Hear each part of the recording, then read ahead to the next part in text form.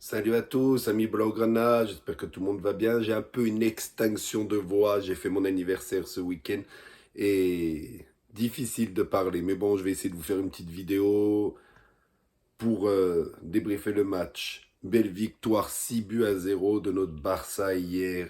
Étincelant l'équipe. Quand le Barça presse comme ça, ils sont pratiquement injouables.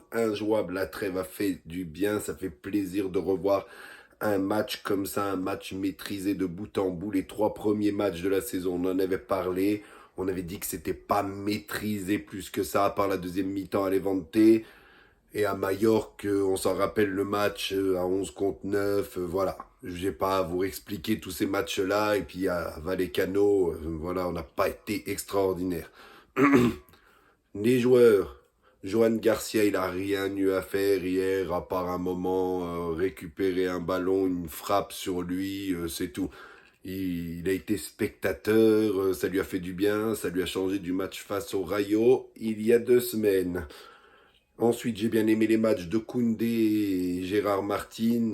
Dans leur couloir, ils ont été très bons. Défensivement, ils n'ont pas eu grand-chose à faire. Offensivement, ils ont apporté le danger. C'est ce qu'on demande et c'est ce qu'on espère ne pas voir souvent d'action défensive. Quand tu supportes une équipe, tu veux voir du but et puis tu veux pas les voir souffrir. Ben voilà, c'est ce qu'on a vu hier.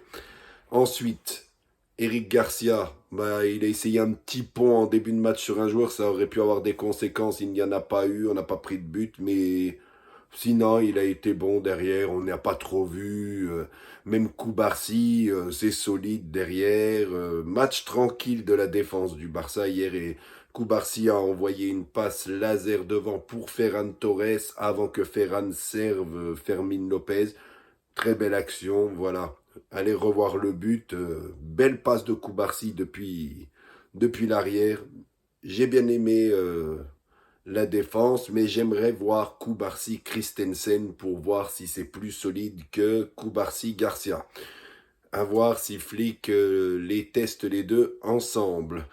Pedri, énormissime masterclass au milieu. Il a fait mal au milieu de Valence. Rien à dire de mal sur Pedri, du grand Pedri. Je vais pas dire et essayer de chercher des grands mots, des grandes choses à dire. Il a fait son match. Il a fait du Pedri dans le texte. Casado, j'aime cette association avec Pedri quand ils jouent ensemble. Les deux, ils s'entendent bien, ils se connaissent bien, ça se voit. Ils s'aiment bien.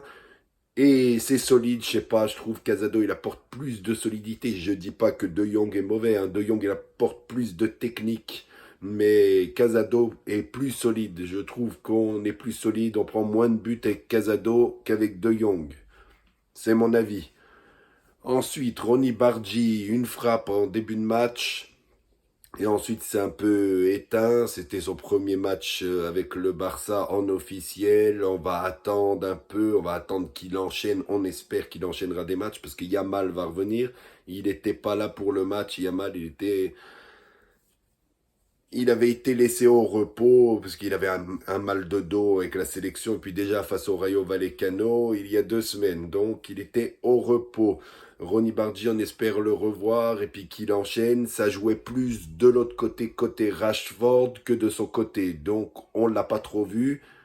Je pense qu'il est meilleur dans l'axe que sur un côté. Mais dans l'axe, on a beaucoup de joueurs. Donc voilà.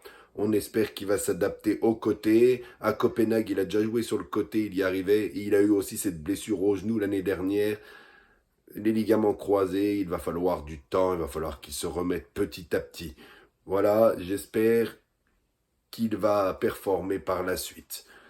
Fermin Lopez, pour moi c'est l'homme du match. Il t'a fait un match stratosphérique, doublé, il était partout. Et puis il te met deux beaux buts quand même. Rien à dire de Fermin. C'était un grand match, mais le problème de Fermin, c'est que quand il fait un grand match, le match d'après, on ne le voit pas beaucoup. J'espère qu'il va devenir plus régulier petit à petit dans sa carrière parce que c'est ça le problème avec Fermin, c'est qu'il s'éteint souvent sur les matchs suivants et j'attends qu'il nous sorte des prestations comme celle-là plus souvent.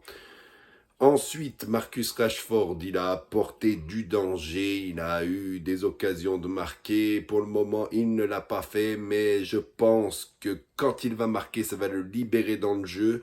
Et je pense qu'il y a des moments, il est un peu trop à vouloir faire des passes, à vouloir la donner et tout. Et des moments, il dribble un peu trop. En fait, il faut qu'il trouve le juste milieu. Le moment de la donner ou le moment d'y aller tout seul. Et voilà, c'est ce qu'on attend de Marcus Rashford. Moi, je pense, comme je dis, que le premier but qu'il va marquer, ça va le libérer. Et ensuite, il va enchaîner avec le Barça. Je lui souhaite, du moins, il a été remplacé par Dani Olmo. Dani Olmo a donné une passe décisive à Lewandowski, mais sinon Olmo je trouve brouillon. J'espère qu'il va revenir mieux comme l'année dernière, car assez brouillon sur ce début de saison, que ce soit avec le Barça ou avec l'Espagne, c'est pas foufou pour le moment. Et Fermin, s'il sort des masterclass comme hier, Olmo va pas avoir beaucoup de temps de jeu, je pense. Attention Dani, attention, il va falloir se ressaisir. Ferran Torres trop brouillon dans le dernier geste, c'est dommage parce qu'il aurait pu finir au moins avec un doublé hier, mais il donne une belle passe décisive à Fermin sur le premier but.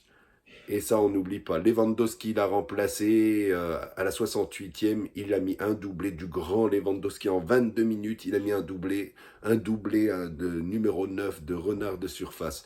Voilà, c'était mon débrief. J'ai très bien aimé le match. J'espère qu'on va sortir un gros match face à Newcastle. Jeudi, ça sera. Je vous ferai un avant-match mercredi, je pense. N'hésitez pas à venir vous abonner à la chaîne, c'est Blograninho sur YouTube. Ciao à tous et Visca Barça.